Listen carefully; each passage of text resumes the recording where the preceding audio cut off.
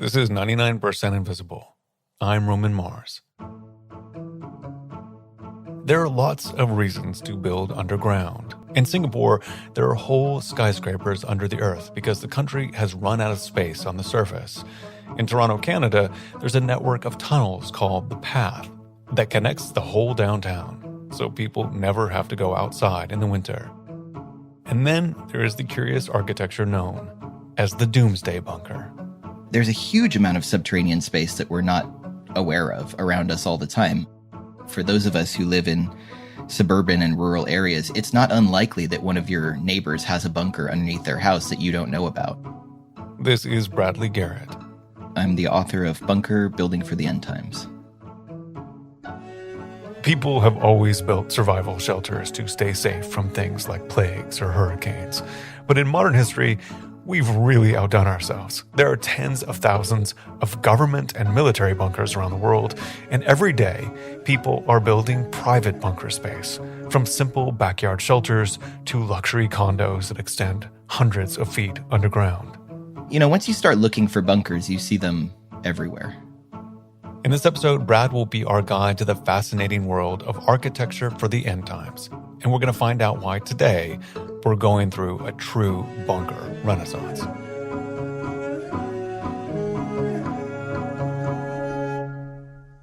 Let's talk a little bit about the modern bunker as it relates to the Cold War and the first doom boom. So tell me about it. What happened during the first doom boom? Well, essentially what happens in the middle of the Cold War is that it becomes clear that the threat of nuclear war is very real. And governments have to make a decision. Are they going to try and build shelter for their entire population?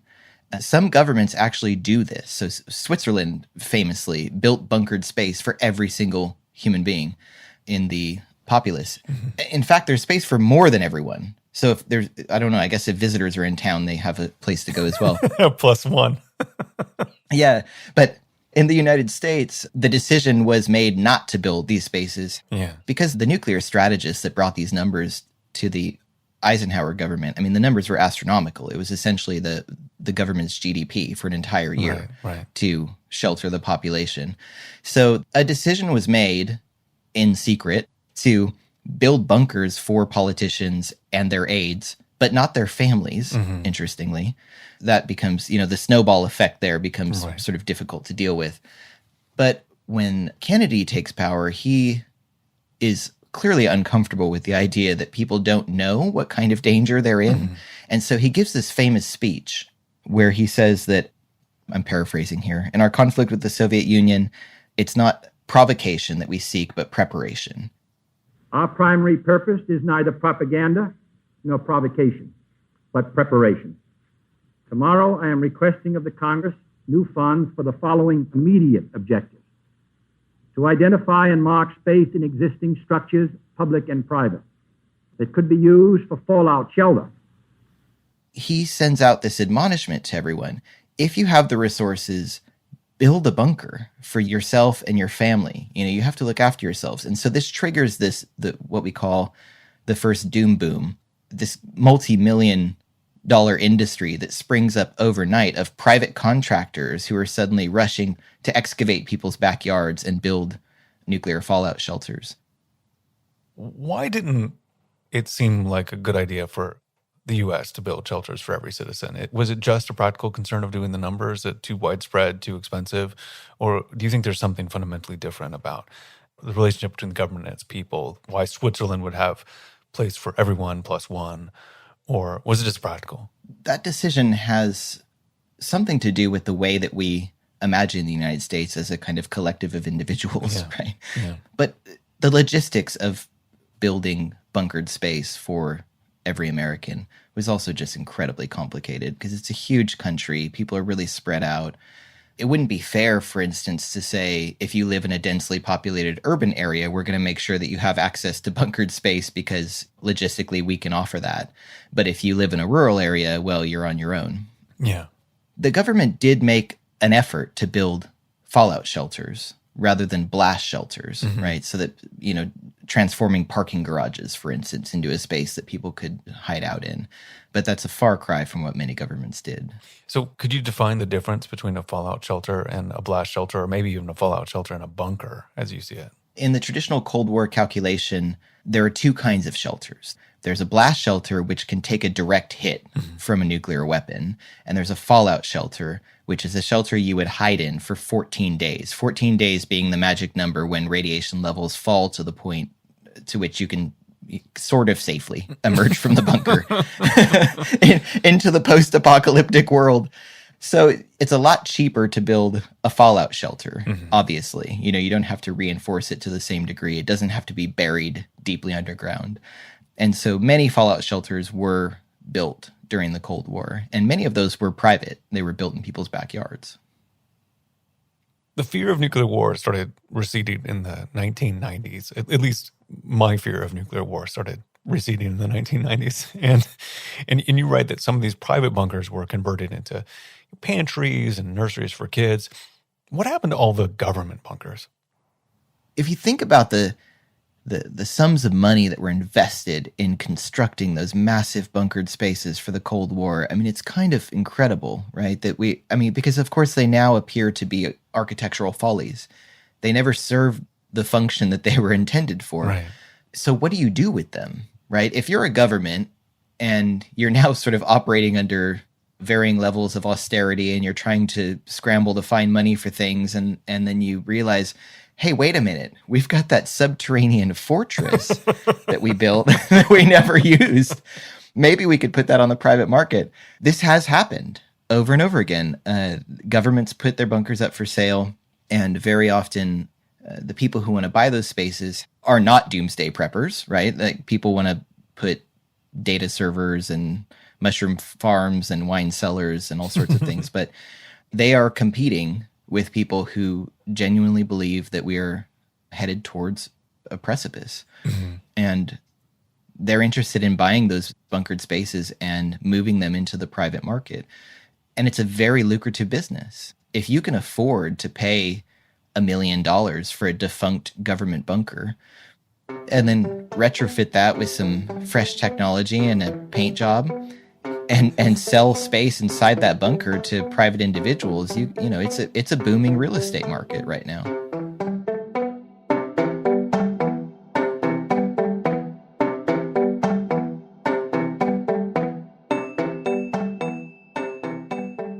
Demand for bunkers went down after the Cold War, but in the last few years, it's gone right back up. The tech website The Verge reported that, according to bunker companies, the demand for bunkered space in America has reached an all-time high since the beginning of the coronavirus pandemic. Do you think this is an anomaly or part of a bigger trend? In contrast to the Cold War, where we had a kind of specific anxiety about a very particular event, I think people now are just generally anxious about everything. So if we think about existential threats, the threats that have the possibility of wiping us out as a species, nuclear war was clearly an existential threat. Yeah. But now we worry about climate change, we worry about artificial intelligence, we worry about viral outbreaks, potentially one that's much more fatal than what we're dealing with. There's a calculation there that is incalculable that people are trying to make every day. Some people respond by becoming apathetic or trying to, dull their senses to make it through these things. And other people respond by trying to control the parameters of their life that are immediately around them. So I would argue that we're in the midst of a second doom boom at the moment. That doom boom is, bunker building is part of it. People are building private bunkers as they were in the Cold War, but we're also building these massive communal bunkers for multiple families. There's a thriving market in survival foods, freeze-dried foods, escape vehicles, bug-out vehicles. People are buying. Look at how the market for Humvees, right? Private market that we're seeing spring up all around us, which is now a multi-billion-dollar market, selling all of these products to alleviate people's dread about an uncertain future. That is all part of the second doom boom that we're in the midst of right now. So how many people are actively prepping in those ways? I'm supposed to be a social scientist, so let me give you some numbers here. In 2011, there was a survey done where 3.7 million Americans admitted that they were actively prepping. Mm-hmm.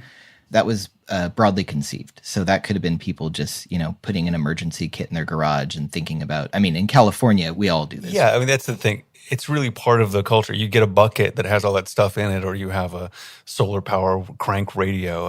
It's sort of like expected. It is expected on a low level, right? Now, here's the shocking statistic. There's a researcher at Cornell University, a PhD student, Chris Ellis, who took some survey data from FEMA. They had conducted surveys in 2017 and 2018 in every state and territory. And they found that there were, extrapolating those statistics, that there were almost 12 million Americans who were prepared to survive for 30 days without any kind of state infrastructure. No water, no electricity, no internet, no restaurants, no grocery stores. Mm-hmm. Almost 12 million Americans are currently prepared to do that. Ellis, in his research, he calls these people resilient citizens. And what was really fascinating is that per capita, the most resilient citizens in the country were Native Hawaiians and Pacific Islanders, many of whom are already growing food or live off grid. So they're kind of better prepared than people like myself who've been living in cities for 15 years and have absolutely no idea how to grow food, I guess the final takeaway there is that those numbers are from 2017 and 2018. Imagine what they're going to look like in 2021 when we collect that data again. I think so many people have been pulled into the orbit of what I would call practical prepping, prepping for like just basic everyday functionality rather than a kind of doomsday scenario. I think that those numbers are going to there's going to be a meteoric rise in the next couple of years. You went out and explored some of the architecture of the new doom boom. What was the most impressive piece of architecture that you came across? This was the great joy of the book, was going to see people's bunkers. And as you can imagine, most people don't want you to see them. So it took a lot of trust building, to get to the point where people would send those invitations. But one of the best invitations I received was from a Canadian who is living in Thailand. I was in Sydney at the time. I was at the University of Sydney, and he sent me a message and he said, I'm building a bunker. It's in the countryside. I would love for you to come out and see the thing. And of course, I immediately flew over there to go and see it. And in contrast to many of the preppers that I met, this guy was he was very, very cool, very collected. The story that he told me was simply that he moved to Thailand to marry a woman that he met in a DVD rental store way back in the day. And they had a wonderful life in Thailand, but he was working on offshore oil fields. Mm-hmm. And so he was often away for 2 or 3 months at a time. And eventually they had a child, and he was worried about them all the time. Mm-hmm. And he admitted that he was spending his time digging through the news for bad stories. Mm-hmm. And so he kept moving them into more and more fortified, gated communities, and then eventually decided, I'm going to build a bunker. So he bought a plot of land in an abandoned orchard. And his plan was to create 4 blocks that were these villas. He called it Sanctum. Mm-hmm. And he was going to live in the first block, and he was going to sell off the other 3 to pay for the first. And the block that he was building, which I had the opportunity to see, was an incredible thing. It was a giant concrete square with no windows. Yeah. But the place was beautiful. It was open at the top. Light flooded through the middle of it. It dropped down into a swimming pool, and underneath the swimming pool, there was a nuclear blast shelter that he had actually turned into a day spa. Yeah, so it didn't feel like a shelter, and that was his idea. He had passion fruit vines growing down the walls inside, mm-hmm. and it was totally self-sufficient. So he drilled wells. He had solar panels on the top of the building. He actually won some architectural awards for the sustainability elements in the building. Wow. But essentially, it was a fortress, and we were standing on the rooftop there, and I was looking around, And I realized that we were in this incredibly remote village. Like, people were living in small huts. Everything was totally open. Most people didn't have doors or windows. And he had built this fortress here. And then I looked off into the distance, and I could see a Buddhist monastery, this huge gold statue of Buddha that was staring at this fortress. I mean, I was impressed with the building, but I was also very kind of taken by the idea that I was in this remote place in rural Thailand, and even here, someone was building a bunker waiting for the end of the world.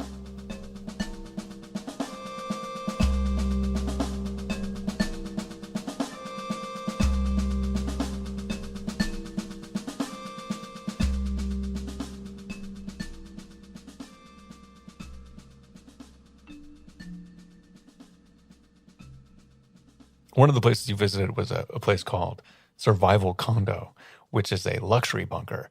What is it like in a luxury bunker? Like, how nice could it be? Yeah, Survival Condo was built by an ex-government contractor called Larry Hall.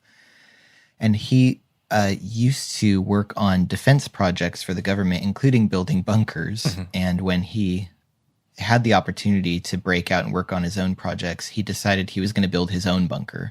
I asked him why, and he said, "You don't want to know," which was really disconcerting. Implying that he knew of dangers you didn't know about. And that's why he was building this bunker. Yes, okay. Precisely, yeah. And I have to say, a lot of the people that I met who are prepping used to work for the government. Yeah.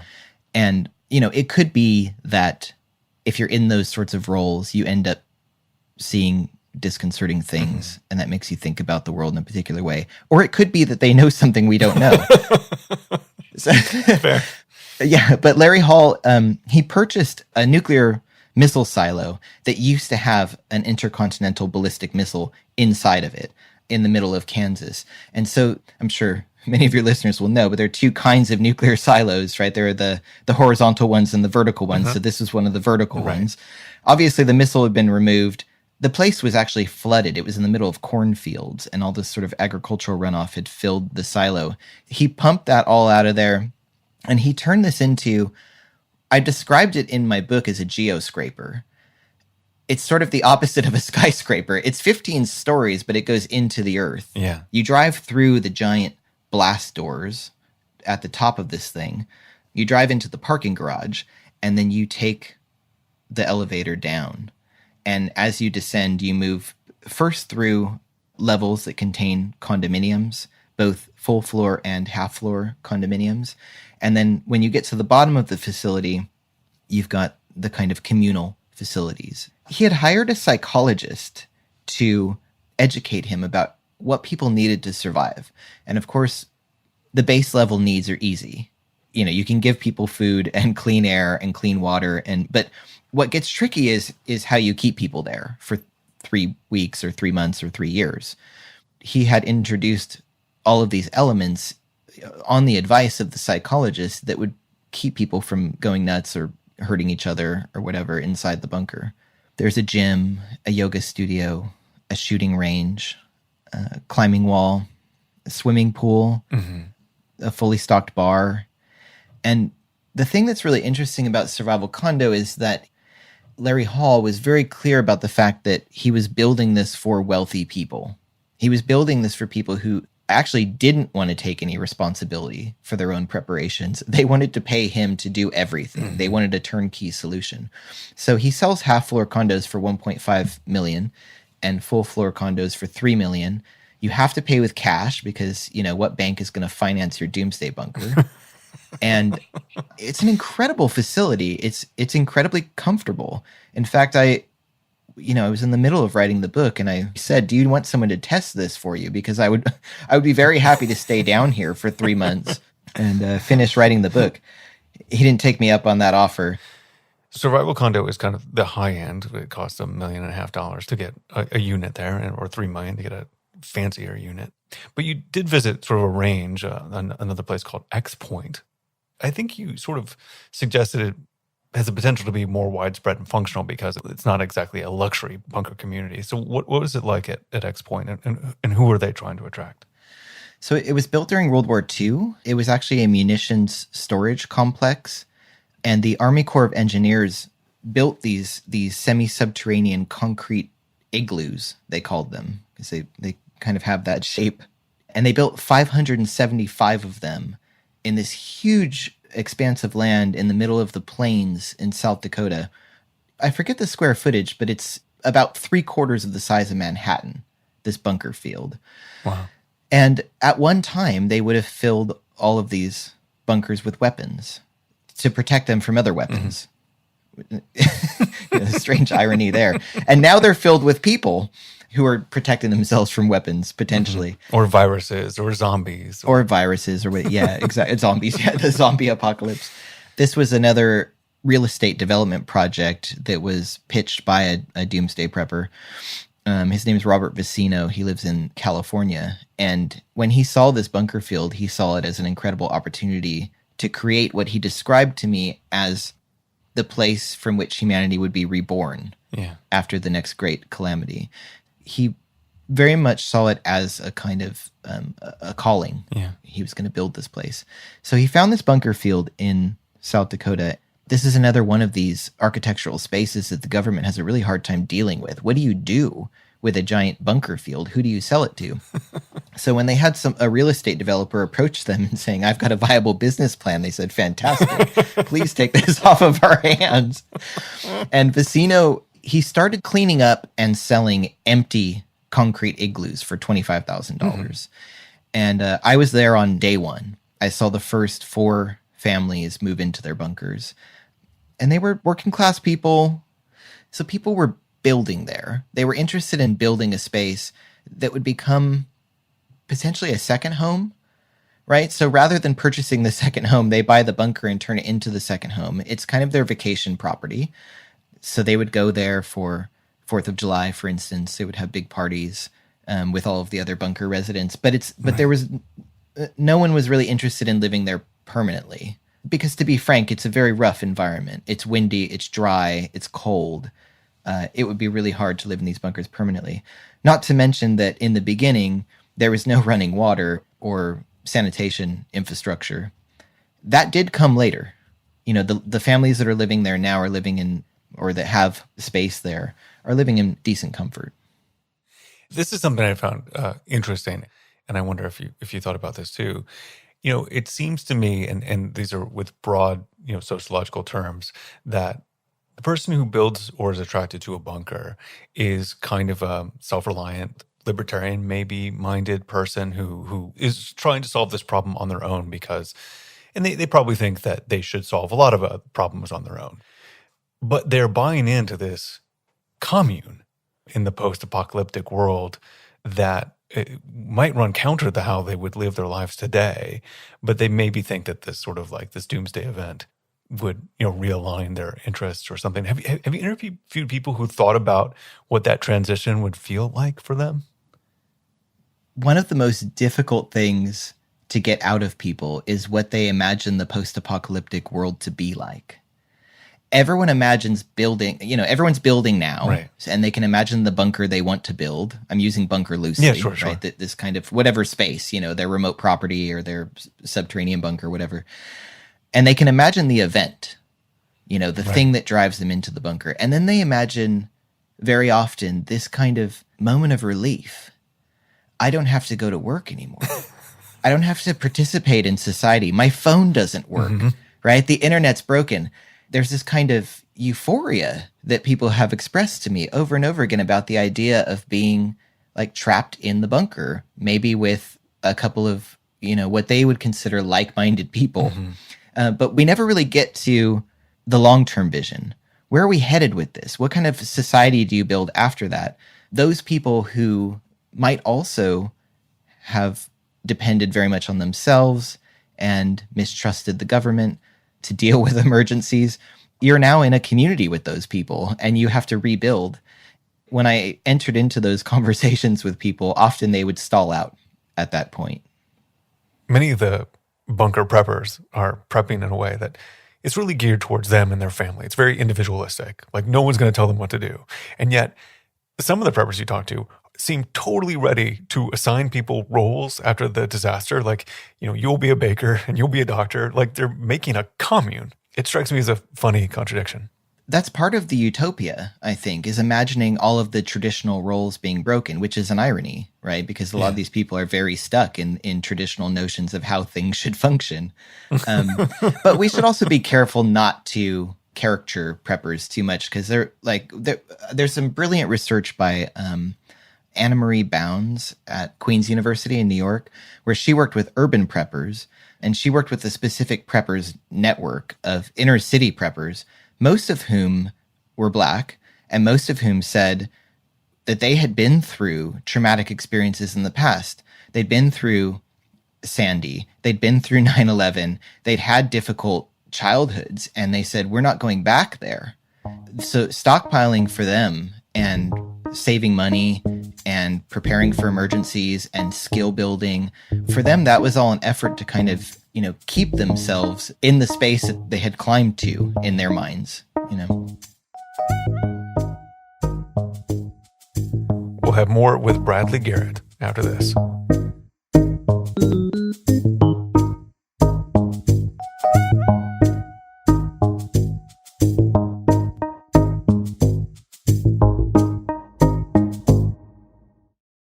How did your outlook on prepping change while you were doing the research for this book and writing the book? Preppers defied all my expectations. They were more diverse than I expected. They were calmer than I expected. I realized in the time that I spent with them how many skills I was lacking and how little knowledge I had about so many things. It's also introduced a bit of dread in me that I can't shake, this kind of uncertainty about where we're headed and what the purpose of all this is. I guess it's kind of shaken my faith in this kind of enlightenment trajectory where we're supposed to be just escalating into utopia or whatever, I kept running into this feeling that they saw time as moving in spirals. Like, breakdown was inevitable. Tomorrow is going to be different than today, and that's okay. Like, they were at peace with that idea. And I think, before I started working on this project, I wasn't. I wanted tomorrow to be better than today, always. And it was actually filling me with anxiety, continuing to think constantly about, what more I needed to achieve, or, what university should I work at next? How many books should I write in the next 10 years, And I don't care anymore. I mean, I do care, but I guess that care has been, that kind of obsession with my career and that trajectory has been tempered now. The pandemic has also contributed to it, because I've been stuck here with my family, taking care of them. And that's been great. It's been actually a healing process for me. But when I started writing this book, I had no idea there was going to be a pandemic. So there was this kind of, just perfect crescendo that has led me to this place where I feel so much better about my life. Yeah. And that's what the preppers told me. They said the disaster, we didn't know what the disaster was going to be, but they said the disaster will forcefully realign your priorities. When you talk to people who were sort of engaged with this, who built or lived in hardened architecture, had bunkers, prepped a bit, did you feel that their fears were being assuaged by this stuff surrounding them, or stoked by this stuff surrounding them? I expected to find a group of people who were anxious and paranoid, and they really weren't. They felt that they had taken control of the parameters around them.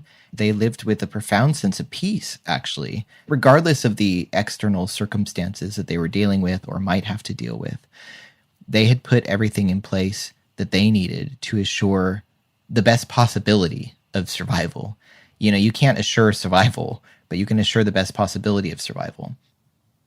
Thousands of years from now, when humanity is gone, what is going to be left?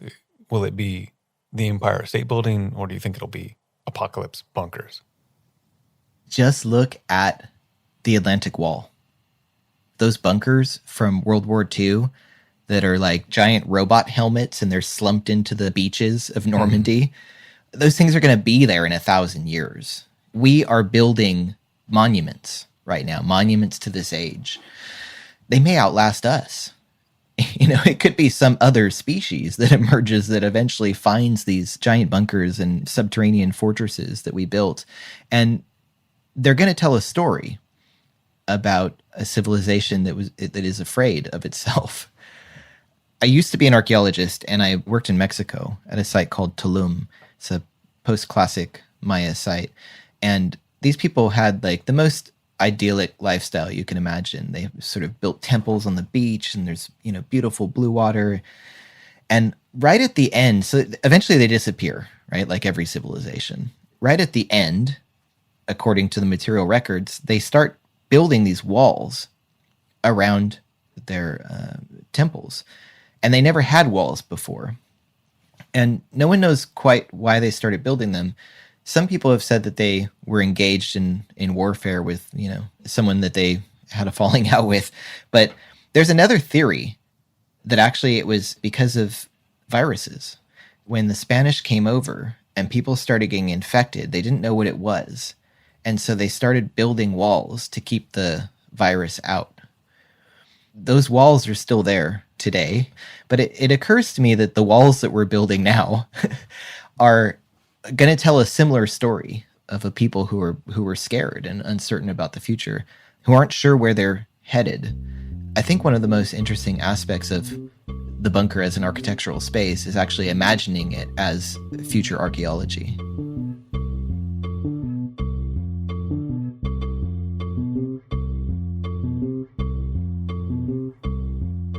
Bradley Garrett's book is called Bunker, Building for the End Times. It is so good. If you're fascinated by this stuff at all, you're going to love this book. There's so much in it that we did not cover here. You can get it now in hardback, and it will be out in paperback later this year. 99% Invisible was produced this week by Chris Berube. Music by Sean Real. Sound mix by Amita Ganatra. Our senior producer is Delaney Hall. Kurt Kolstad is the digital director. The rest of the team includes Emmett Fitzgerald, Joe Rosenberg, Vivian Leigh, Christopher Johnson, Abby Madon, Katie Mingle, Sophia Klatzker, and me, Roman Mars. We are a project of 91.7 KALW in San Francisco and produced on Radio Row, which is scattered in little audio bunkers across the continent. But when the end times come, we will run straight to beautiful downtown Oakland, California. We are a founding member of Radiotopia from PRX, a fiercely independent collective of the most innovative, listener-supported, 100% artist-owned podcasts in the world. Find them all at radiotopia.fm.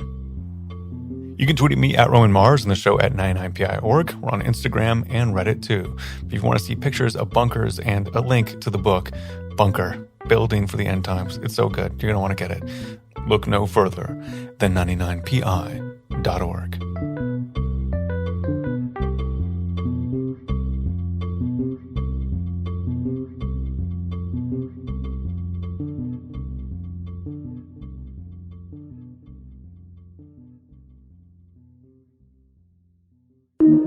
Radiotopia.